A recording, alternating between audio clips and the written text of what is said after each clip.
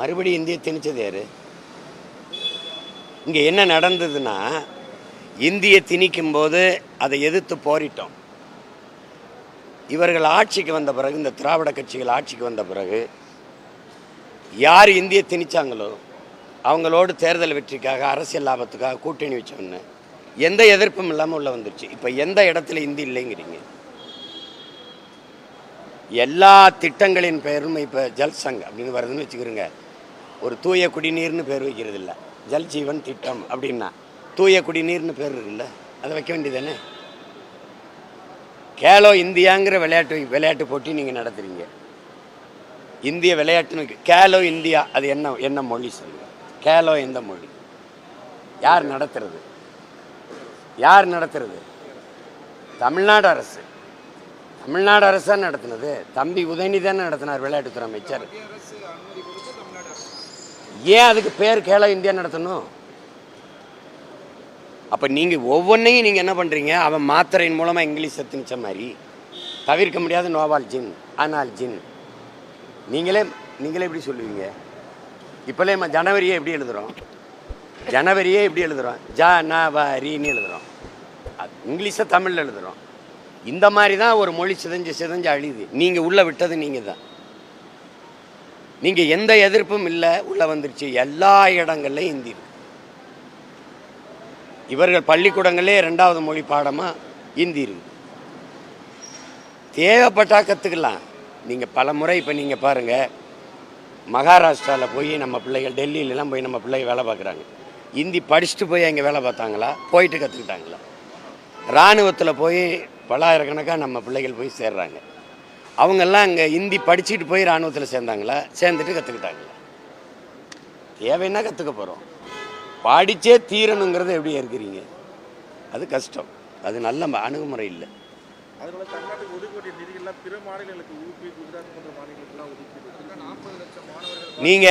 நீங்கள் வெளிப்படையாக தெரிஞ்சுக்கணும். இந்த நாட்டை பொறுத்த வரைக்கும் இந்தியா என்பது இந்தி பேசுகிற மக்கள் வாழக்கூடிய நிலப்பரப்பு தான். இந்தியர் என்பதே இந்தி பேசக்கூடியவர்கள் தான்.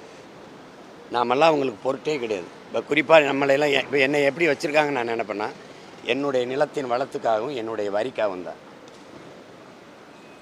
நான் அவங்களுக்கு ஒரு உயிரோ, எனக்கு ஒரு உணர்வு இருக்கோ, எனக்கு ஒரு உரிமை இருக்கோ, அதெல்லாம் அவங்களுக்கு கிடையாது.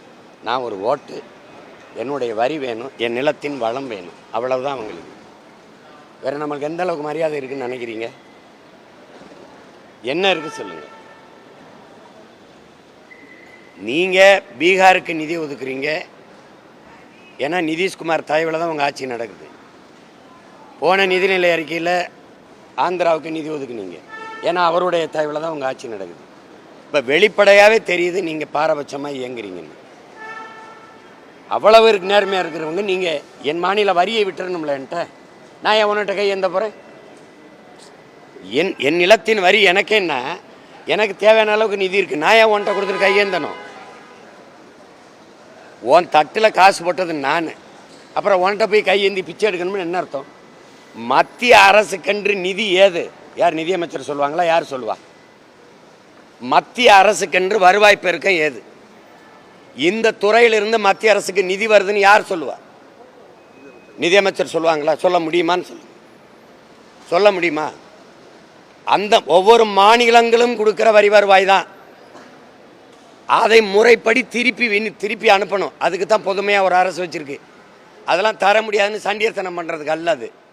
இதுதான் ஜனநாயகமா என்ன? இப்போ நான் வந்து சீஃப் மினிஸ்டர் ஆஃப் தமிழ்நாடு, வரி தரல, நீ இந்த பணத்தை தரல சொல்லிடு, ஒரு தடவை பார்ப்போம். ₹1 காசு உனக்கு வராது. என்ன பண்ணிடுவேன்? நீ என்ன பண்ணிடுவேன்? நீ ஆட்சியை கலைப்ப. மறுபடி தேர்தல் வைப்பீல? யார் மறுபடி ஜெயிப்பா? மண்ணுக்காக மக்களுக்காக நிற்கிறவன் தான் வெல்லுவான். இதெல்லாம் தான் தேவையில்லாத சேட்டைங்கிறது. இந்த மாதிரி ஆட்கள் தான் இறையாண்மைக்கு, தேச ஒருமைப்பாட்டுக்கு எதிரான தேச துரோகிகள். எத்தனை காலத்துக்கு ஒரு தேசிய இனம் சகித்து கொண்டே இருக்கும்? இந்த ஜனநாயகமும் தேசப்பற்றும் தமிழர்களுக்கு மட்டும்தானே, மற்றவனுக்கு இல்லையா? அப்புறம் ஏற்கனவே நான் கொடுக்குற காசில் முறையான விநியோகம் இல்லை. நான் ₹1 கொடுத்தா 40 காசு கொடுப்பேன். அவன் பீகார், உத்தரப்பிரதேசலாம் ₹1 கொடுத்தா ₹3 50 காசு கொடுப்பேன், 90 காசு கொடுப்பேன், ₹4 கொடுப்பேன். அப்போ ஹிந்தி பேசுகிறவன் தான் அது உனக்கு குடிமகன். நாங்கள்லாம்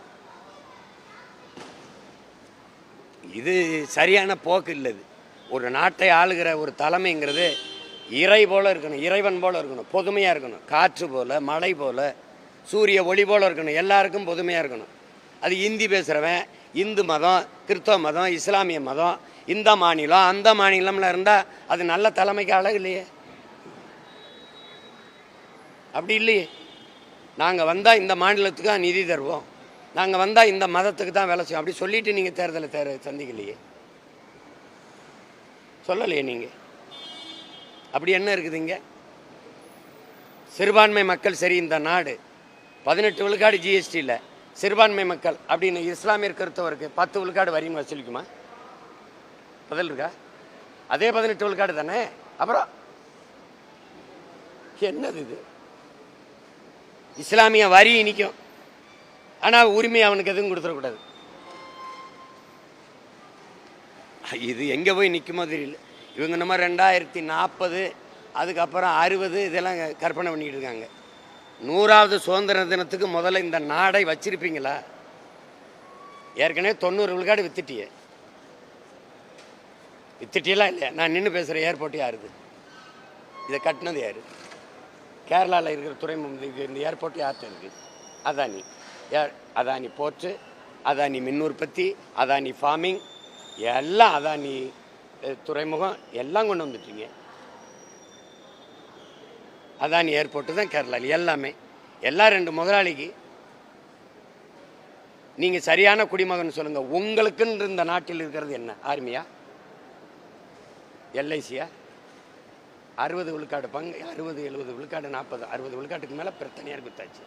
100 விழுக்காடு ஒரு நாட்டின் பாதுகாப்பில் இராணுவ தளவாடங்கள் உற்பத்தியில் 100 விழுக்காடு அந்நிய முதலீடு வந்துடுச்சு. இராணுவ வீரரின் சீருடையை தயாரித்து கொடுக்குறது யார்? இராணுவ வீரர்களுக்கு உணவளிக்கிற கேண்டீன் அந்த கடைகளை நடத்துறது யார்? பீரங்கி எங்கே வாங்கினேன்? துப்பாக்கி எங்கே வாங்கினேன்? போர் விமானம் எங்கே வாங்கினேன்? ரபேல் போர் விமானம் எங்கே வாங்கினேன்? எல்லா நாடுகள்லையும் அங்கே போர்க்கப்பல், அங்கே போர் விமானம், அங்கே பீரங்கி எல்லாம் ஒவ்வொரு நாட்டிலையும் வாங்கி வச்சுட்டு எந்த நாட்டோட சண்டை போட்டு என்னை காப்பாற்ற போகிற? என்ன வச்சிருக்க? எனக்குன்னு என்ன சொல்லு? டிரான்ஸ்போர்ட் இருக்கா? எஜுகேஷன், மெடிக்கல் என்ன இருக்கு? எல்லாம் தனியார் மயம். அதானி ரோடு, அம்பானி வீடு. இது எங்கே போய் நிற்க போகுது? நீங்கள் இந்த ரோட்டில் போகும்போதே பார்த்து போடா எங்கள் அப்பம் ரோடான்னு நீங்கள் சொல்லுங்கள் பார்ப்பேன். இப்போ முன்னாடி சொல்லுவீங்கள, இப்போ சொல்லுங்களேன். ஆமாங்க எங்கள் அப்பம் ரோடுன்றோம். ஏன் 1000 கிலோமீட்டருக்கு ஒருத்தர் டெண்டர் எடுத்து வச்சுருக்கான். ரோட்டை கூறு போட்டு விற்ற மாதிரி நாட்டை கூறு போட்டு விற்றுட்டு எங்கே இருக்குது தேசப்பற்று?